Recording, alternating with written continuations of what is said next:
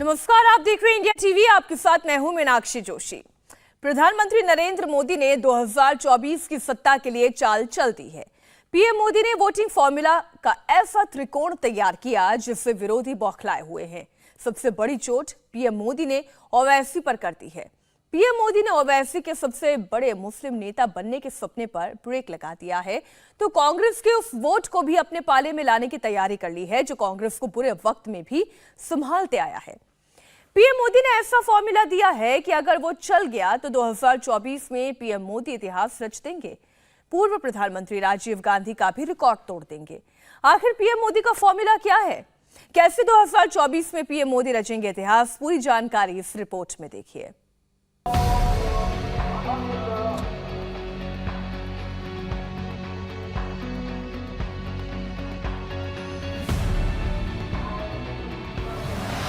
भारत में मुस्लिमों की आबादी करीब 14.23%। इनमें से 15% मुस्लिम उच्च वर्ग के हैं जिन्हें अशरफ कहा जाता है। बाकी के 85% मुस्लिम अर्जाल अजलाफ हैं जो पिछड़े और दलित हैं जिन्हें पसमानदा मुसलमान कहते हैं। 2024 के चुनाव में बीजेपी की रणनीति मुसलमानों के इसी बड़े तबके पर है जिन्हें पसमानदा मुसलमान कहते हैं। बीजेपी इन्हें अपनी ओर खींचना चाहती है। भारत में दलित आबादी की बात करें तो करीब 17% है, जबकि आदिवासी आबादी करीब 8.50% है। देश की कुल आबादी में अगर पसमानदा मुसलमानों की बात करें तो करीब 12% है। अगर तीनों को जोड़ दिया जाए तो करीब 37.5% हो जाता है।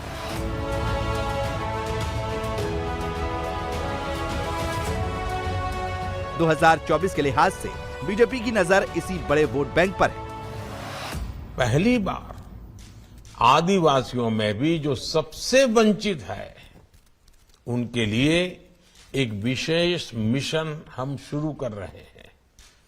देश के 200 से अधिक जिलों में 22,000 से अधिक गांवों में ट्राइबल साथियों तक हमें तेजी से सुविधाएं पहुंचानी है।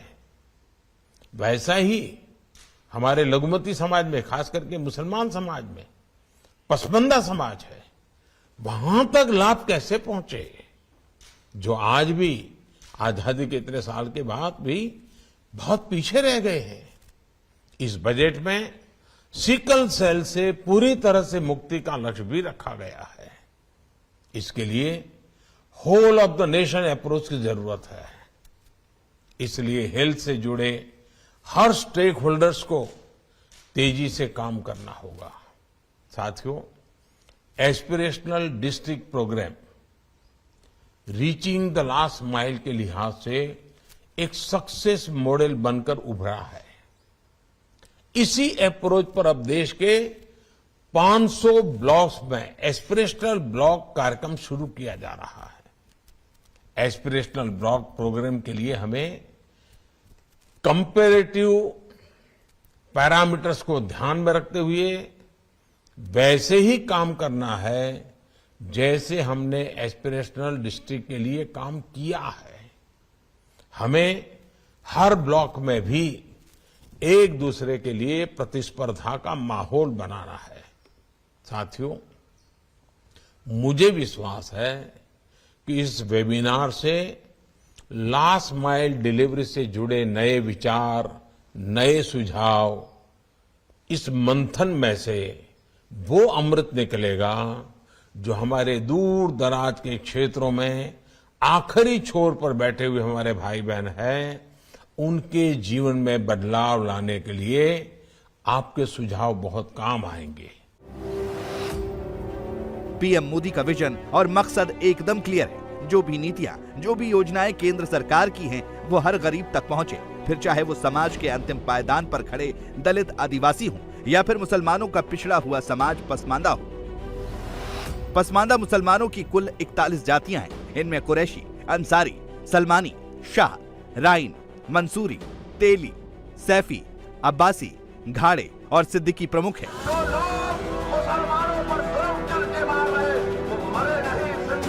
मुसलमानों का नाम लेते ही ओवैसी तिलमिला जाते हैं।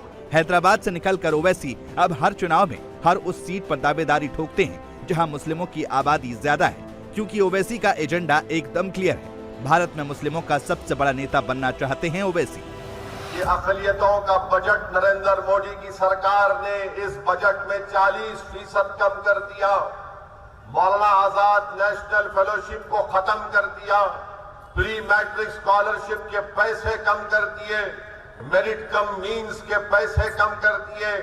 हम पूछना चाहते हैं भारत के वजीर आजम से कि आपने तो बड़ा झूठ कहा था कि मैं मुसलमानों के हाथ में एक हाथ में कुरान और दूसरे हाथ में कंप्यूटर दूंगा, मगर नरेंद्र मोदी और बीजेपी आरएसएस नहीं चाहती कि माइनॉरिटीज, अक़लियतें, अल्पसंख्यक समाज, मुसलमान, बल्कि दलित और आदिवासियों के भी स्कॉलरशिप के पैसे कम कर दिए। भारत के वजीर आजम नहीं चाहती हैं कि हमारे बच्चे, हमारी बेटियां इस स्कॉलरशिप के पैसों पर लेकर जो तालीम हासिल कर रही थी, ताकतवर बन रही थी, इनको इनके हक को मालूम हो रहा था तो उसको बंद करने के लिए बजट को कम कर दिया। ओवैसी हर मंच से मुसलमानों वाला राग क्यों अलापते हैं, माहौल कैसा भी हो। ओवैसी की तकरीर में मुसलमान आ ही जाता है। ओवैसी मुसलमानों पर इतना जोर क्यों देते हैं, पहले उसे समझिए। लोकसभा की 543 सीटों में से 92 सीटें ऐसी हैं जो मुस्लिम बाहुल्य हैं। सबसे बड़ी परेशानी यही है कि ओवैसी दिन रात मुसलमान मुसलमान चिल्लाते रहते हैं, लेकिन मुसलमानों को उन पर भरोसा नहीं है। तभी तो ओवैसी की लाख कोशिश के बावजूद भी उनकी पार्टी के 2 सांसद ही हैं। यही वजह है कि ओवैसी मुसलमानों को भड़काने से बाज नहीं आते। बीजेपी का एक एमपी कहता है दिल्ली में मुसलमानों का समाजी बायकॉट करो। बीजेपी की एक भोपाल की एमपी बोलती कर्नाटका जाकर वो चाकू तरकारी काटने के लिए इस्तेमाल मत करो, गले काटो। भारत के प्रधानमंत्री आपकी एमपी बोल रहे हैं कितनों को काटेंगे। क्या आप गले काटना चाह रहे? कितनों को काटेंगे बताओ आप। और आप ये समझ रहे हैं कि मुर्गी के बच्चे हैं, अपनी गर्दन को पेश कर देंगे चाकू के सामने। किसकी मां जनी हमारा गर्दन काटा जा सके बताओ हमको। कौन है वो जो हमारी गर्दन काटना चाहता है बताओ। मैदान और वक्त मुकर्रर करो, हम भी देखना चाहते हैं। और याद रखो अगर तुम मुझे काट भी दोगे तो मैं अल्लाह के नाम पर शहादत पाऊंगा, मैं मरूंगा नहीं, जिंदा रहूंगा।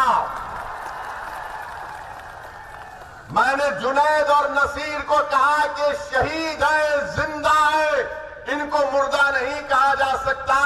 तो मीडिया में जो 6 बजे और 9 बजे बैठकर मोदी को अपने पप्पा कहते हैं, उन्होंने बड़ी तकलीफ हुई कि जुनैद और नसीर को वैसी शहीद कह रहा है। हाँ शहीद है, जिंदा है, उनको अल्लाह गिज़ा देता, तुमको नहीं मालूम।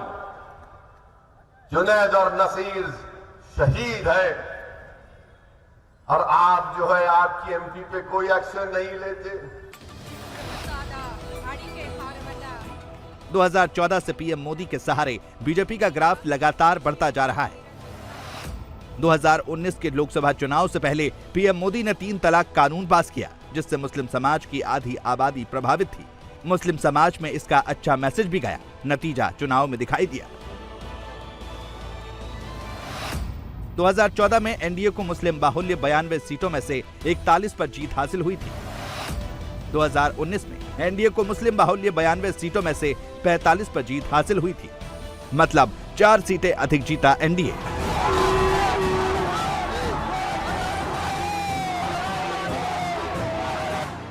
दो 2019 में मिली बढ़त के बाद बीजेपी 2024 में पसमानदा मुस्लिमों को अपने पाले में लाना चाहती है। अगर ऐसा होता है तो बीजेपी 2024 में 2019 से भी बेहतर प्रदर्शन कर सकती है।